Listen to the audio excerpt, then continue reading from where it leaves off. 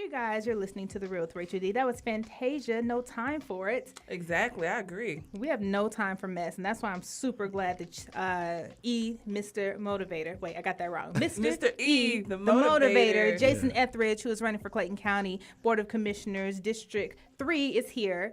Let me tell you, we're super excited. Let me tell you why. Because this whole elections thing, we were fortunate enough to kind of be involved and, have a lot of candidates here, and we're seeing like the ugly side of it. Yeah. So I do want to get to that, but let's first start off by having you introduce yourself and tell us about you running for the board. Absolutely. Again, my name is Jason D. Etheridge. Most people call me Mr. E in schools and in my work. They call me Mr. E as a speaker, Mr. E the motivator. So now I'm running as Mr. E for District 3 Commissioner in Clayton County. And the reason I'm running is because my family is good, my education is good, my job situation is good. And it's time to bring that same passion, that same drive, bring all my creativity, everything that I've done in my career to this position so that we can start having the right conversations to grow our county. Yes. And one of the questions here is about what separates me from my candidates. Can I jump into that? Yeah, sure. Yeah. So the one major thing is that I actually worked in the Board of Commissioners office last year. Mm-hmm. So I have relationships with the people that make the decisions. I understand how the processes work to get things done.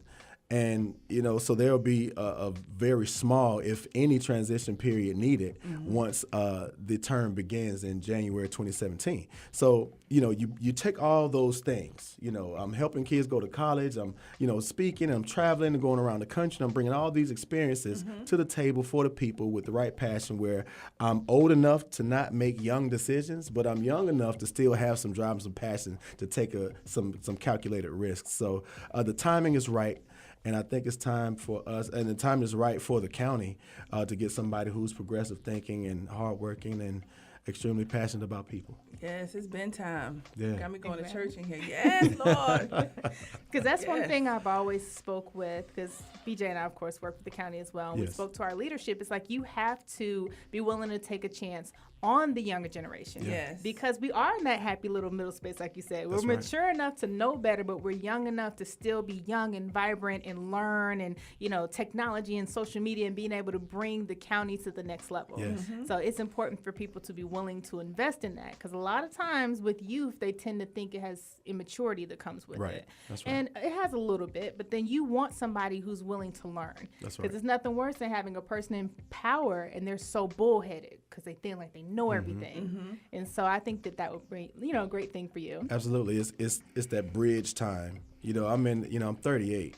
Now, when I say that, no one believes me. No. Right. I was about to say, no, you're right. not. Really? Where's those other 18 years at? That's right. Yeah, they're gone. We keep them in the pocket. But so just looking at that, and I'll speak and everything. It's about bridging. My job is to work with young people. I work in the high schools. I speak to elementary, middle school, high school, college kids already, so I understand how that dynamic works with working with them.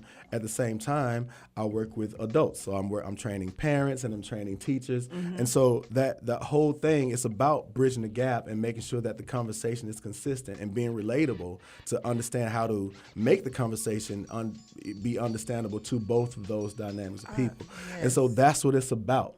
It's about working, being relatable, and just doing the right things for the right people in the right way. I agree. Because one of the things, like you said, bridging the gap, and I think one of the things that has been missed by some of the commissioners in the past is they like to push, that gap is there, but they want to fix it. Oh, I'll fix it tomorrow, or we'll worry about it the next time. But what they don't realize, eventually tomorrow is going to be today. That's right. So I love the fact that you're bringing those two age groups, those two, opposite sides of the spectrum together. Because that's what we need as a county. We need to be brought together. Absolutely. It has to be a focus. It has to be a focus because, as much as we want to take care of the people who own homes and who've been here for a long time, we have to always keep in mind that our young people are on their way up. Exactly. When I first came to Clayton County working as my job, I lived here since 2002. When I began to work for Clayton County Public Schools in 2007, those kids that are in 6th and 7th grade back then, they're 20-some now. Yes. You know, so they're voting, and I'm seeing them in place, and they have jobs, and they're like, Mr. E, like I was at a basketball game the other day. Go Hawks. And, well, I know they're out the playoffs now, but it's all good. I season ticket, so I paid that money. But I'm walking through after getting my snacks and whatnot, and I just hear from the side, Mr. E, you remember us? We went to Monday's Mill. I'm like, yeah, I remember y'all. So, you know, I'm seeing them everywhere now. So now they are right there on my heels. Now, I think I'm still the same age that I was when I taught them, even though I'm not. But, you know, we always have to keep them in mind because kids are growing up and they're ready. Yeah. They're hungry for things. So, you know, I just want to serve as a bridge to keep them involved. Yes, and there's one thing. If friend of the show, Stephen Van Dyke, has taught me anything, as the constituent aide of commissioners, you learn a lot. You know a lot. So you were in a great position. Absolutely. And I had no idea that was training for this. And a lot, you know, some folks might say, well, you had that position so that you could run. And that just wasn't true because the whole time I was in the position, I'm like, I'm a counselor. I'm just here temporary. And, you know, I'm going to do my job. I'm going to get out of here. But it was like I said, it was timing. You know, I don't believe that anything happens as a mistake. So I believe that may have been laid out for me in order for me to be prepared for this next step. That everything in my life has happened for a reason. And because that happened last year, we're now prepared to take that next leap and do some more spectacular things. Good. That's good. Well, let me ask you a couple questions. Come on. So I happen to be a citizen and a resident of District 3, which is where you're running from. Yes, ma'am. And or running for. And my question is, I see a lot of, as far as economic development, and it's very, I'm very disappointed. Yeah, you and me both. So, I mean, and those are one of the many things. Is that something as a commissioner you have a hand in or you can help with? Yes. And the big thing with economic development, you know, that's the question that we get. That's one thing that I'm extremely concerned about. And even on the back of the flyer here, it's like some of my initial plans that we could do. You want to get that? Yeah. So, so with economic development, especially in the Lovejoy area, we have to ensure that the relationship between the city of Lovejoy, their council, and their mayor is tight because everything that's good for the city of Lovejoy is good for District 3. About half of the city of Lovejoy lies in District 3. So if there's not a relationship with their mayor and their council, things like this, you know, that back and forth tit for tat thing might just happen. They might just do whatever they want to do because they say, you know, this is the city of Lovejoy, you can't tell us what to do. But it's adversely affecting us because we're living there. So that'll be one big thing. Again, it comes with having the ideas and working with people and working with them to make sure that we can at least get to the same pace and start pushing the issue in growth and making sure that happens. But there are some steps we can take individually and from the county's end. I would like to first set a vision for the district. Oh, definitely. Because right now there's a lot of random businesses just around the district. Very random. And so I want to set a vision and give our folks a chance to be a part of that. I want to help beautify the area first, then start shooting for businesses that can fit the vision that we set for ourselves. And once we start doing that and working in the vision, then we have focus, then we have purpose, and we can start fighting for those same reasons with our economy. Oh, excellent. You're excited about I am. I mean, this is where I live. This is where I work. So I'm very passionate. I want to see this because everything he said is what we want to see as a citizen. So yes. That's it. Yeah, and it's, you know, for me, I don't want to say I'll bring you this, I'll give you this, I'll give you that as much because I know you have to say some of that because to show, because folks want to know your ideas. Right. But I want people to see the thought process behind why I think that it's important to do it. So I want to make sure that I'm sharing that I want to work with people. I want to push the issues and bring the ideas to the table in the right spirit so that we can get them done. And over time, it's not a 1 year, 2 year. We're talking about 5, 6, 7 year plans, and we just need to start laying the foundation for those in this next term. Yes, what them bricks at? Let's start. Let's do this it foundation. Right Okay, so I just want to go in about we're learning so much about politics and how people do things. And just the pettiness that we've seen has really opened our eyes because, you know, we want to know that the people who are in charge, we kind of want to know your character. Yeah. And it's like, you know, are you willing to do anything at all costs to win? And we've seen some people who were, and it is very sad and very disturbing. Yes. So what is your take on that? Yeah,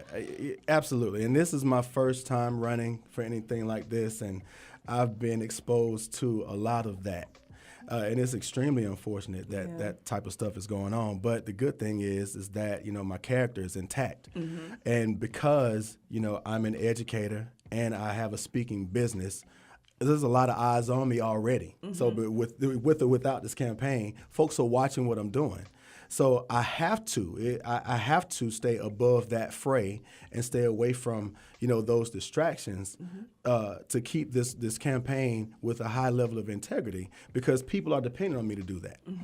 For the past 10 years, I've been Mr. Either Motivator. So elementary school kids are now going into 9th grade have been familiar with my work for the past 7 to 8, 9, 10 years. And so if they see me around here doing some crazy stuff, they're going to be looking at me crazy. I've been a big part of their lives for the better part of 10 years. So, but I'm aware that, of the inboxes that my campaign manager is getting and the phone calls that are happening and the dirty deals that are going and things that happen like this. It's amazing to see, but that's why it's important for our voters to get informed.